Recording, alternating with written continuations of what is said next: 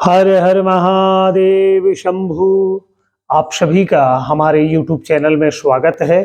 और आज आप सभी के लिए एक बड़ी दिव्य जानकारी हम आपके लिए लाए हैं कि आगामी 9 जनवरी मंगलवार के दिन, उस दिन क्या है कि आप शिव जी की आराधना करें और शिव जी की कृपा आप पर बने।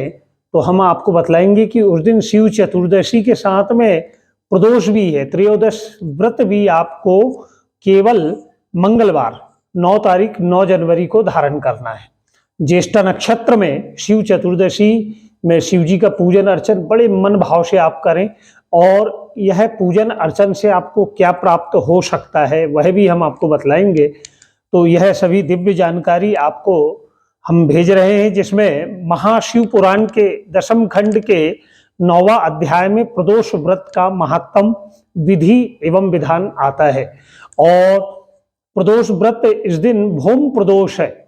भौम अर्थात मंगल, मंगल प्रदोष के दिन जो शिव जी की आराधना करे तो समस्त प्रकार के रोगों से मुक्ति होती है, समस्त पापों का नाश होता है और शिव जी बड़े प्रसन्न होते। साथ में हनुमान जी महाराज की कृपा भी आप पर यथाशीघ्र बन जाती है। आप कोई मनोकामना चाहते हैं तो राम नाम की अर्जी भी इस दिन देवाधिदेव महादेव के पास आप लगा सकते हैं। प्रातःकालीन ब्रह्म वेला में आप स्नान ध्यान करें, और स्नान ध्यान करने के पश्चात मन में यह संकल्प लें कि आज मैं प्रदोष व्रत धारण कर रहा हूँ, या प्रदोष तिथि में, शिव चतुर्दशी तिथि में मैं आज प्रभु भोलेनाथ का अभिषेक पूजन अर्चन करूंगा। प्रभु की कृपा मुझ पर अवश्य बने और मेरी सब मनोकामना सिद्ध हो। इस मन और भाव से आप मंदिर जा रहे हैं, किसी के कहने पे जा रहे हैं या जबरदस्ती जा रहे हैं, नहीं, आप अपनी पूरी भक्ति भाव श्रद्धा भाव से जाएं। उस देवाधिदेव महादेव के मंदिर में जाकर एक लोटा जल पंचामृत से स्नान करा सकते हैं तो वह, गाय का दूध अगर हो तो वह, जो आपकी सुविधा अनुसार जो आपके पास प्राप्त हो वह आप अर्पण करें और प्रभु को त्रिपुंड धारण करें। उसी चंदन को फिर अपने माथे पर भी अवश्य लगाएं, या रुद्राक्ष की माला आप गले में धारण करें। अब हम बात कर रहे हैं भौम प्रदोष की।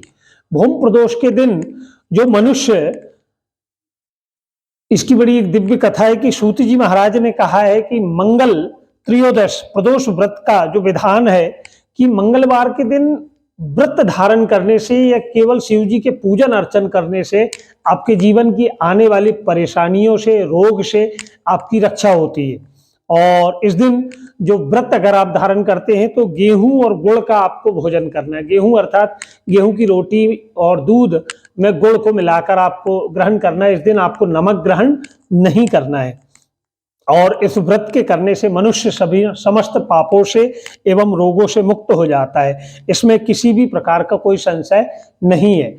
अब इसकी एक बड़ी एक छोटी सी दिव्य कथा है, इसे भी आप अवश्य श्रवण करें, तभी आप इसका महत्व जान पाएंगे। भौम प्रदोष का इस दिन प्राचीन काल में की बड़ी एक सुंदर सी घटना है। एक नगर में एक माता जी निवास किया करती थी। उनका नाम मंगलिया नाम का उनका एक पुत्र था।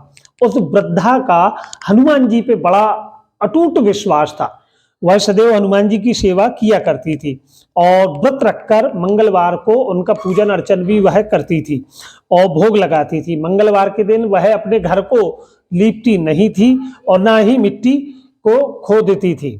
इस प्रकार व्रत करते हुए जब उससे काफी दिन बीत गए तो एक दिन हनुमान जी महाराज ने मन में विचार किया कि चलो चलकर इसकी थोड़ी परीक्षा ली जाए, और एक साधु महात्मा का वेश धारण करके उसके घर आए और कहने लगे कि कोई हनुमान भक्त है जो हमारी इच्छा आज पूरी कर सके। तब वह वृद्धा यह सुनकर हाथ जोड़कर आकर खड़ी हो गई कि हे साधु महात्मा, आप बोलिए आपकी क्या इच्छा है, सो मैं वह कार्य करूंगी।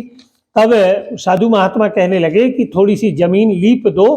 तब वृद्धा माता बड़ी दुविधा में पड़ गई, हाथ जोड़कर प्रार्थना करने लगी कि हे साधु महात्मा, आज मंगलवार है, आज मैं जमीन की लिपाई नहीं करती हूँ, इसके अलावा आप और कोई काम बोले मैं अवश्य करूंगा। तब हनुमान जी जो साधु महात्मा के रूप में थे कहने लगे कि तुम मुझे वचन दो, जो मैं तुम्हें कहूंगा तुम मेरी बात को मानोगी? तो बोले हाँ बिल्कुल मैं मानूंगी, क्योंकि मैं भूम प्रदोष व्रत करती हूँ। आज बोले आज के दिन मैं जमीन की लीपन का कार्य नहीं करूंगी। तो बोले एक काम करो, तुम अपने बेटे को बुलाओ और उसे औंधा लिटा दो और उसकी पीठ पर आग जलाकर हम भोजन बनाएंगे, उस पर चूल्हा जमाकर। तब वह माता, वृद्धा माता के पैरों के तले से जमीन खिसक गई। अब वह बड़ी विचार में पड़ गई कि मैंने तो साधु महात्मा को संकल्प कर दिया हूं कि इनकी बात का पालन करूंगी। और उनने अपने पुत्र को बुलाया और वहां साधु महात्मा के पास कहा कि साधु महात्मा जी मेरा पुत्र आ गए, मंगलिया, अब मैं चली। तो बोले नहीं नहीं, इसे तुम लिटाओ और इसकी पीठ पर तुम अग्नि प्रज्वलित कर दो। अब यहाँ हनुमान जी महाराज उस माता जी की परीक्षा ले रहे हैं। तब वह माता ने अपने पुत्र को लिटाया और उसकी पीठ पर अंगीठी चूल्हा जमाकर लकड़ी अग्नि प्रज्वलित कर दिया और उस कमरे से चली गई। अब इधर हनुमान जी महाराज जो थे, उन्होंने जो साधु के वेश में थे, उन्होंने भोजन तैयार किया और उस वृद्धा माता को आवाज लगाई कि चलो अब भोजन प्रसादी बन गया है, तुम भी ग्रहण कर लो, अपने पुत्र को भी आवाज लगाकर बुलाओ। तब वह वृद्धा दूसरे कमरे से कहने लगी कि मेरा पुत्र अब कहाँ से आएगा? बोले नहीं नहीं, तुम उसे आवाज तो लगाओ। बोले तब बार बार साधु महात्मा बोले हमारी आज्ञा है, तुम अपने पुत्र को बुलाओ। तब उस माता ने अपने पुत्र मंगलिया को जोर से आवाज लगाया तो हनुमान जी की दिव्य कृपा से बाहर से आंगन से वह पुत्र स्वस्थ बिल्कुल दौड़ते हुए चला आया। यह देखकर माता बड़ी आश्चर्यचकित हुई, दौड़कर उस कमरे में आई जहां साधु महात्मा ने भोजन बना रहे थे और वहां वह क्या देखती है कि वहां हनुमान जी महाराज साक्षात विराजमान है और वह उस वृद्धा माता को कहते हैं कि तेरा पुत्र और तू सदैव दीर्घायु रहो और कोई मनोकामना हो तो बोलो। तब वह हाथ जोड़कर कहने लगी कि प्रभु आपके दर्शन हो गए, मेरे लिए, मेरे जीवन के लिए यही सबसे बड़ा फल है और मुझे कुछ नहीं चाहिए। तो ऐसी भूम प्रदोष के दिन की यह दिव्य कथा है, जो कि जिस पर हनुमान जी महाराज की भी कृपा आप पर रहेगी।